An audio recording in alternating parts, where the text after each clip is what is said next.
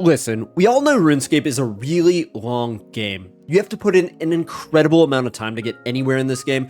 How do we not all just burn out and quit? Maybe you should. So instead of advancing your career, building new relationships, or bettering yourself in any way, let's talk about how you can avoid burning out and play more RuneScape. First off, to find out how to not burn out, we have to figure out what burning out actually is. If we do a quick search on the Goog, we find that burnout is a state of complete mental, physical, and emotional exhaustion. If playing RuneScape or any other video game makes you feel this way, you need to hit that log out button. What are you doing? RuneScape is just a video game. It's supposed to be there for something you do in your free time. It's something to do to have fun, escape from the woes and the stresses and the burnout of your real life. When you stop having fun playing a video game, you should just go do something else for a bit, and then when you get that itch again, you can come right on back to good old Rooney. This brings me around to my first tip to avoid burning out, is just knowing when to take a break. Do you feel compelled to log in every day even when you're not enjoying it? Is there a FOMO that you get when you're not online? Do you unironically think or use the phrase XP waste? You probably have an addiction. And I just want to let you know that I'm not saying this to be mean. I'm saying this from personal experience and self-discovery. I've been addicted to RuneScape a bunch of times and other games for loads of times. I mean, look at my account. I am maxed. That is unhealthy, and I do recognize that. And this whole tip here, it's really about recognizing when you've had enough and when it's time to go do something else. Forcing yourself to do something that you feel compelled to do but don't enjoy is a surefire way to burn out. The best part is, if you do end up breaking this cycle, start taking breaks, go hang out with your friends, find other interests, it becomes easier in the future to keep on taking more breaks as well. Personally, when I play RuneScape less, I enjoy the times when I do play it a whole lot more than when I get sucked into scaping for degen hours and go full goblin mode for a few days.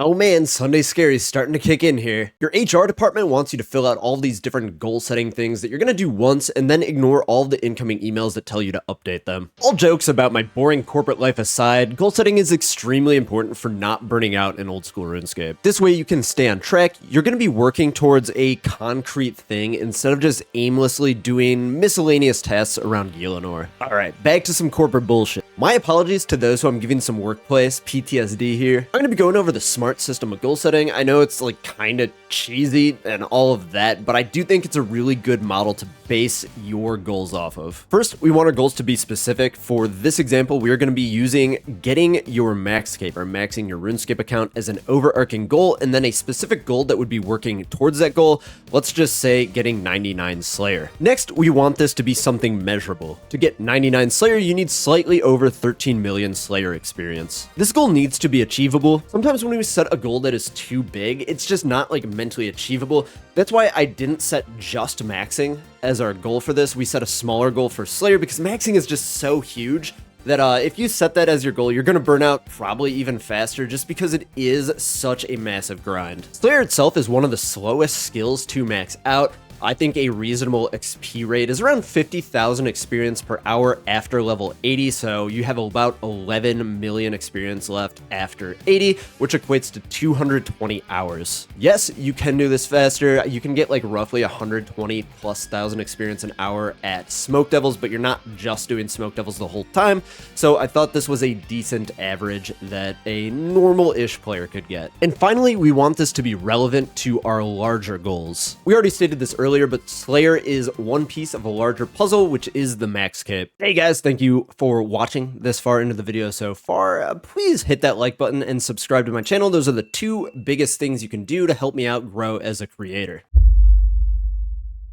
Point of this tip is that you should not get stuck on making money. And making money is super important in old school RuneScape. We have an open world economy. You need money in order to buy gear and supplies in order to do content, which in turn makes you more money, which you then spend on more gear and supplies. On the flip side of this, while still important, it can suck all of the joy out of the game. This section, I want to break it up into the early game and the end game. In the early to middle game, you do still need money to get by, but for the love of God, don't try to get yourself like a set of Torva making 500k an hour. Earlier on, when you have lower skills, skills and you are less skilled at the game, you can make less money per hour. If we're looking at a bunch of these methods, which are decent enough methods in the 500, 700, 800K per hour, it's going to take you forever to make enough money to buy the end game gear. Just to put this into perspective, it would take a newer player roughly 32 hours to make the same amount of money that a max player would make in 1 hour at Nex. Now, the reason I wanted to split this into two different sections for the early and then the end game players is because the problem is completely different, all while centered around money making. Money makers in old school RuneScape tend to either be a really consistent GP farm like Zora or Vorkath,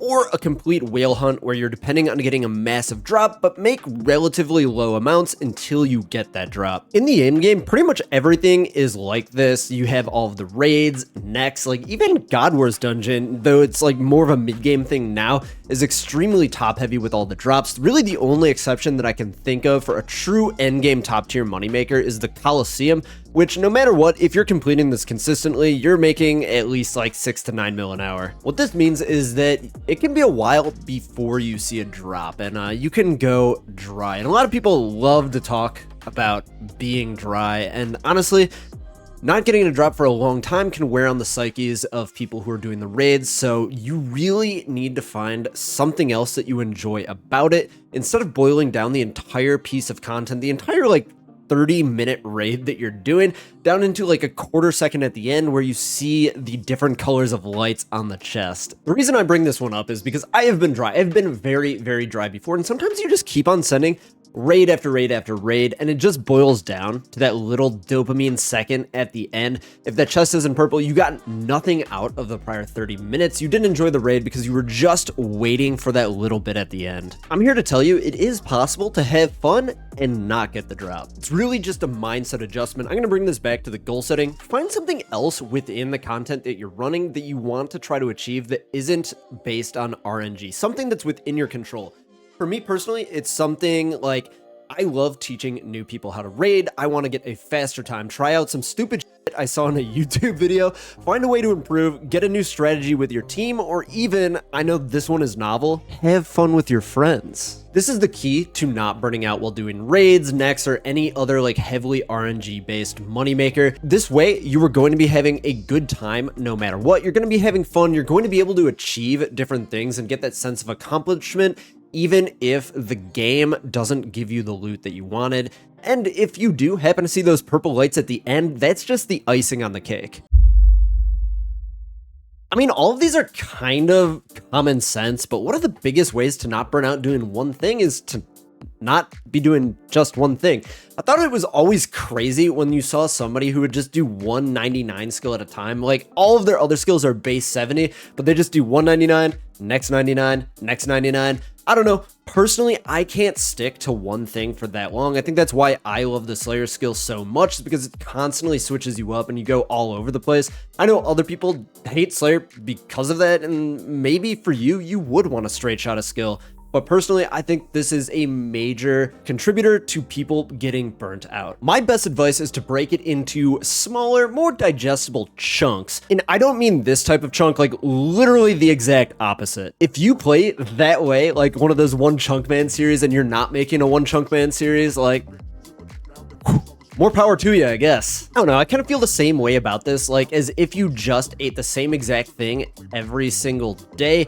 Sure, maybe that might work for some people, but for me, I would get bored very quickly. I think this is a good time to tie this back in with our goal setting. This is a great way to kind of segment out your different activities, set a goal for something small, complete that, and then move on to something entirely different. I think two of the best ways to break up training is by first going for your quest cape. This is gonna get you all of your stats into the 70s for most of your skills, and provide you with access to all of the content and areas of the game, and then it will also give you tons of XP from all the quest rewards as well. Then after this, completing all of the diaries will push you even further, open up more content, provide you with more rewards, and this one will leave you basically in the end game.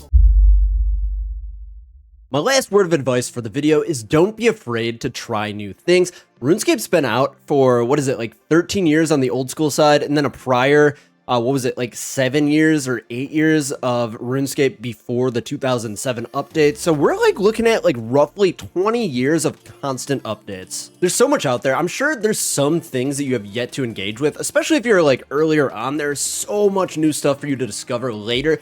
For solo content, this is pretty straightforward. The wiki is honestly super OP and has pretty much all of the information that you would ever need. Honestly, massive shout out to the RuneScape wiki. I have tried to use wikis for some other games that I was playing, and it's frustrating to say the least. They're riddled with ads, none of the information is there, and the information that's there is usually no longer correct, and honestly, I've yet to find another one that isn't absolute garbage. Furthermore, into this, as a YouTuber and other YouTubers are financially incentivized to make good guides for the content that you want to do.